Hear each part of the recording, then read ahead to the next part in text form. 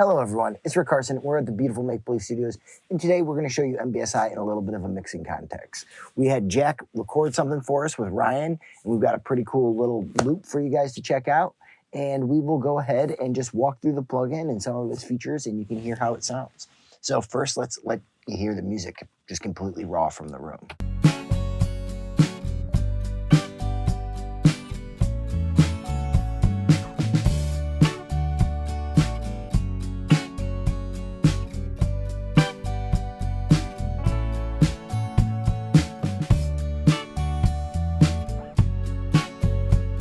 So it sounds pretty good already, but we're gonna go ahead and we're gonna, bring it to life a little bit.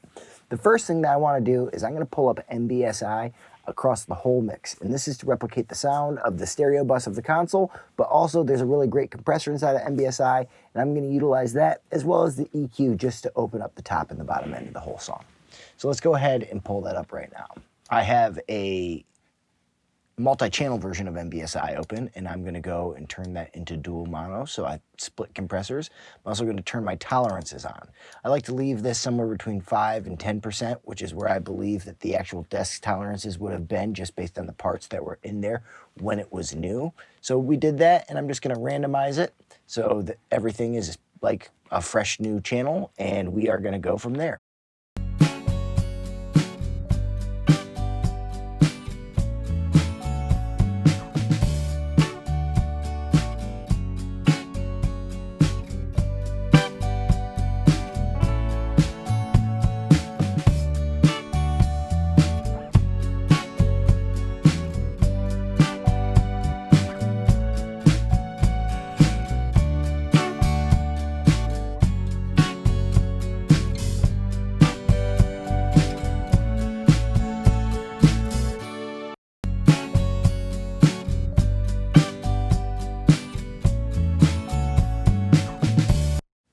So without it,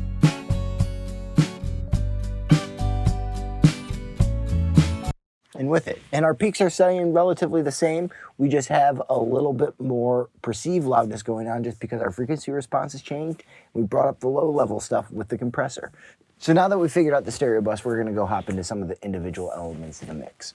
And the first thing that we're gonna start out with is our drums. Our drums I've split up so that we've got kick, snare, and then everything else, which is how, if I were recording this to a 16-track tape machine back in the day, that's how I would have done it, with kick, snare, and everything else printed on tracks 1 through 4. Thankfully, there are no toms in this song, so we don't have to worry about that. And we can also adjust the balance between things if we wanted to. But from where we're at right now, it'll be kick, snare, and everything else. So let's go ahead and just get started with our cymbals. I'm gonna pull up MBSI, and I'm gonna go and change this to be a multi-channel version. And I am going to set the tolerances exactly the same way that I did when I was working on the whole mix, which is just somewhere between 5 and 10%. I'm gonna turn this on dual mono, and we will go from there. Okay.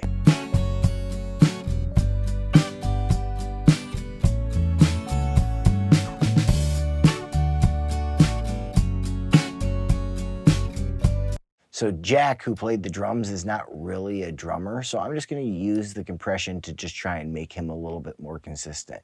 I'm gonna go with a relatively fast attack and fast release on these overheads, just to try and tame them in a little bit.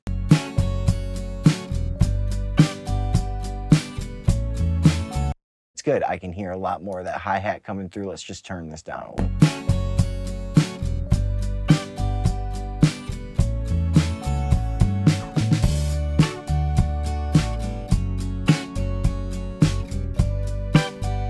That feels really good, but I'm gonna go and I'm gonna roll off at 10K just to get a little bit of that super high end out of the way.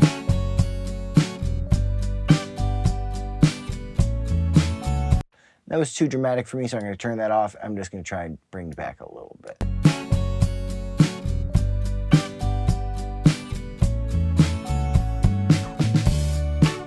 That feels really good. So now let's go and take care of our kick and snare drum. Again, with Jack not being a drummer, I'm gonna use our compressor just to tighten these up a little bit. We'll go set these to about 3 dB of compression with a slow attack and a fast release. And I'm just gonna go ahead and get these knocked in so that they're hitting on every kick and snare.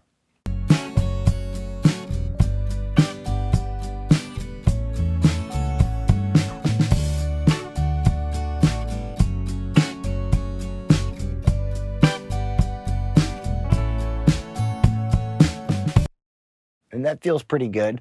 But with that compression, we've brought up a little bit of the basketball sound of the kick drum. So let's go see if we can get that out of there. One thing that I like to do is just rip the top end off with an old EQ. So let's just go pull out 10K, see what it does.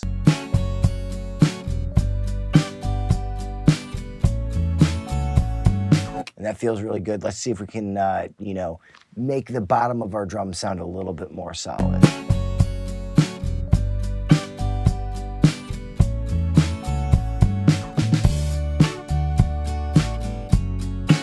And let's go add a little bit of poke to the top of our kick drum.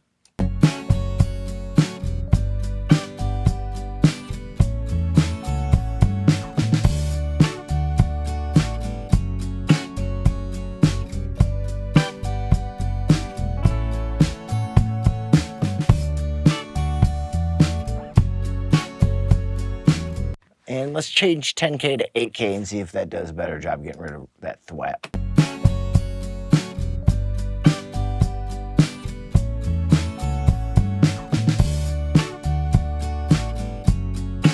So that feels really good. Now let's see if we can just make our snare drum really, really thick sounding. So let's go, and we're gonna put this on 100 Hertz and just crank the crap out of it, see what happens.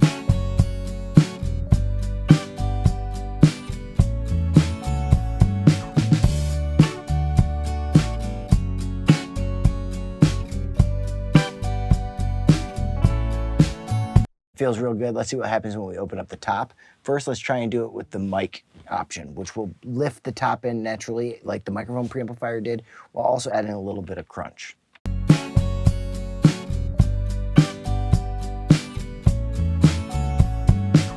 And that's cool. Let's see if we can get it to poke out in just the right way with this mid-range, and I'm gonna use shift to lock into some of the frequency choices from the original console.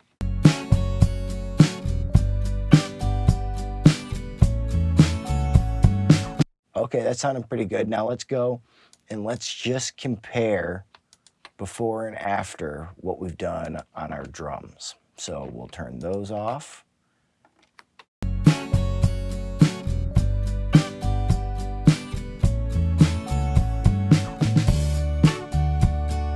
we'll turn them back on.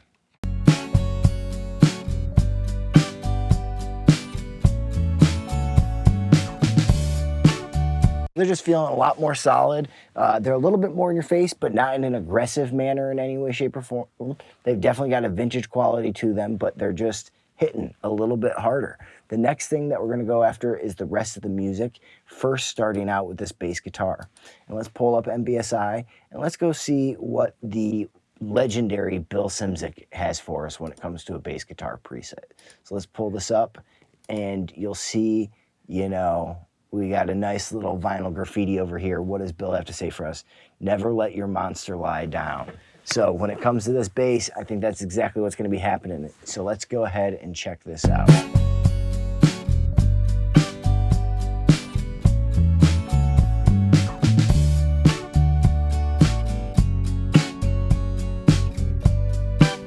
And that's really good. You know, the compressor is staying away from the bass too much, you know, for the most part right now. Let's see what happens if we drive that a little bit harder into the threshold.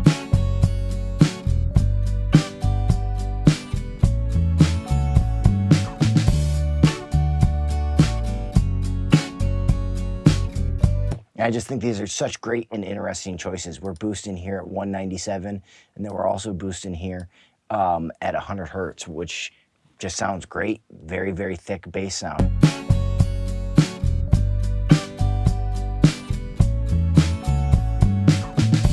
So without it, and then with it. And Bill, great job. I just think that that brings the bass to life. So I'm very, very excited about that. We may have to turn it down just a little bit because we're gonna want our Rhodes to take up a lot of space. We want a big, fat, warm Rhodes. But for right now, I'm feeling pretty good about it. So let's go ahead and we're just gonna knock it down a little bit more, and then we'll go from there.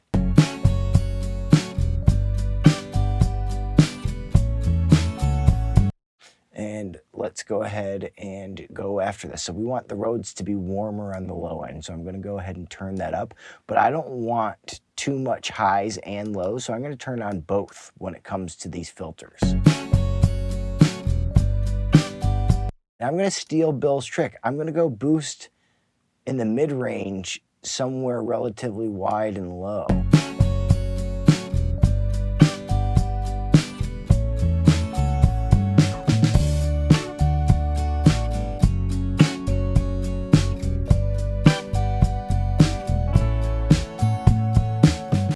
And let me go ahead and turn on this compressor. And I'm going to try and not have a ton of gain reduction, but I'm going to try and make sure that it's always there.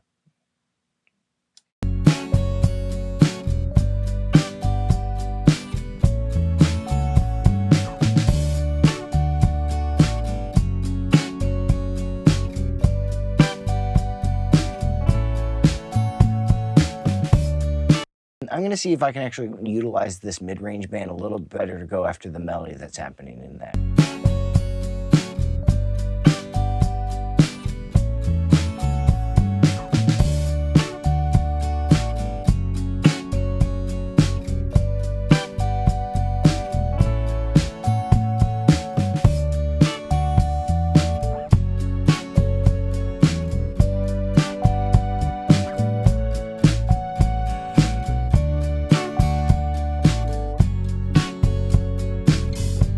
And I think that does a really good job of making that feel very warm to me and getting it to sit on top of the mix in a really nice way.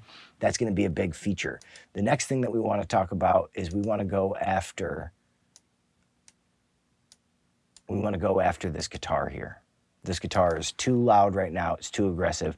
So let's just start by turning on both and rolling off the top and bottom of this guitar. And then let's also try and make this super consistent. So we're going to put this to maybe 5, turn the compressor on, put on medium attack, medium release, and I'm just going to go ahead and compress that so they're all relatively the same note.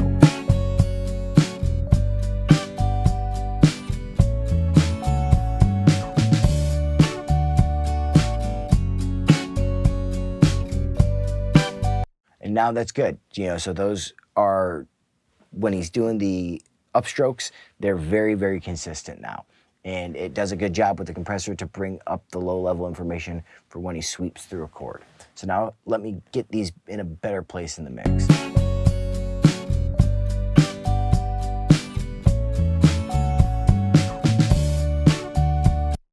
And I'm going to go ahead and utilize some metric halo reverb to go ahead and just kind of spread these out a little bit. And we made a preset in here.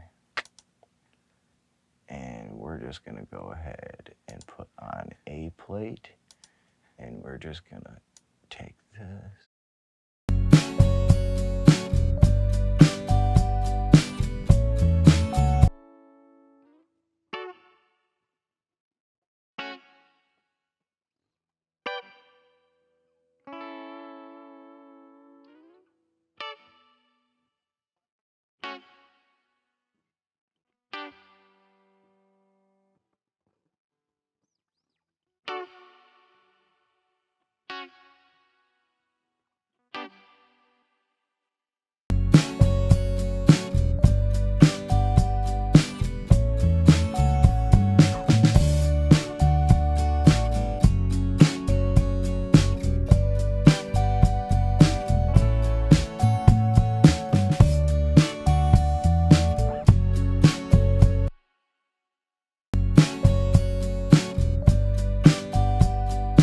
And the last thing is the acoustic guitar. So let's just go ahead and, we got two things, acoustic guitar and a synthesizer. So let's go ahead and take the acoustic guitar and let's just compress this.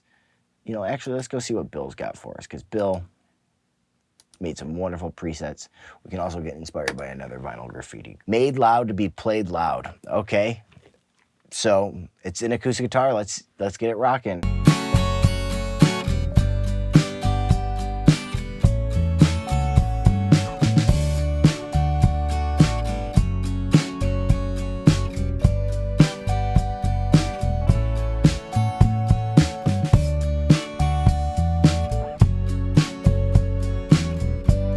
And And that does a great job of making that guitar not only stand on top of the mix a little bit, but also feel like it's less in the way. It feels less claustrophobic just by the frequencies that he chose. He rolled out a little bit of bottom. He rolled out some bottom with the filter. He added some top, and he boosted some mid-range that just is expertly chosen.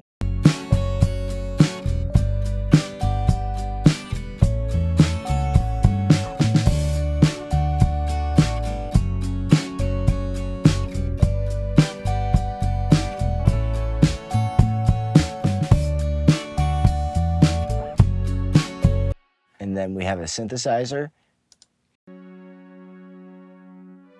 Let's go ahead and just throw our same reverb just to widen that up a little bit.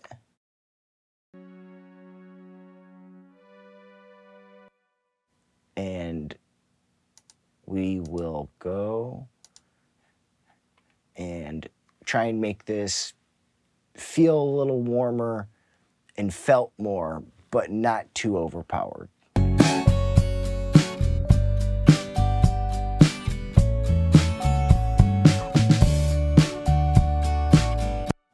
And I'm gonna just turn this acoustic guitar down just a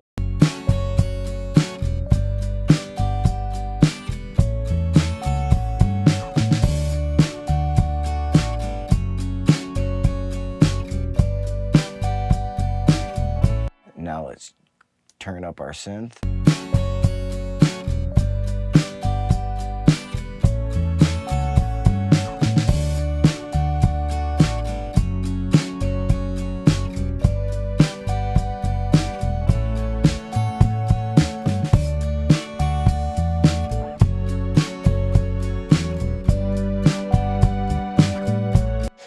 And I'm gonna roll off the bottom here.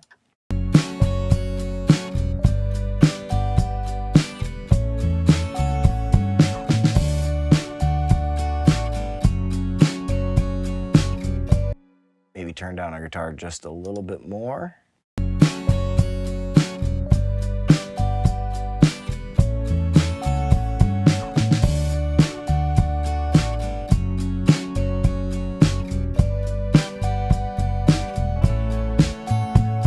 And so now let's go take off all the MBSIs that we have on just the music.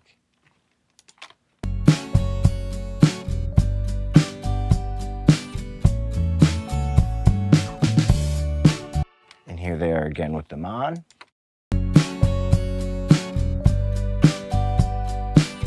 Now let's take off all the MBSIs that we have in the entire track that we added. So this is the ones that we put on the kick, the snare, and the overheads. So without everything.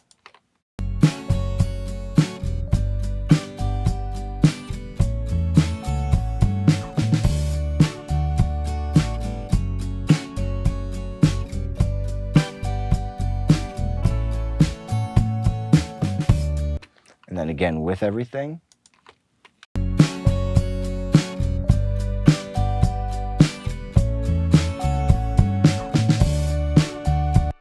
And then let's go ahead and, for good measure, we're also going to turn off MBSI on the stereo master.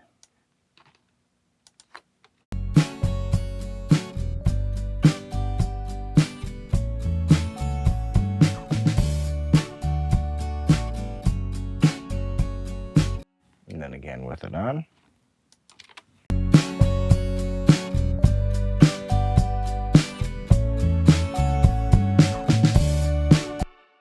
And I think it's an incredibly powerful tool to take a mix from one place to another. And I know that, of course, people are going to say, well, one's louder than the other, and they're absolutely correct. And I've got no qualms with that. I want it to be louder. I want it to sound better. And to me, it sounds very, very pleasing right now. I suggest that everybody go and try out MBSI. And we're actually going to be letting you download the audio from this session right here. So if you want to spend some time enjoying MBSI and seeing how it works out for you, give it a go. Let us know what you think. And we hope you have a wonderful day.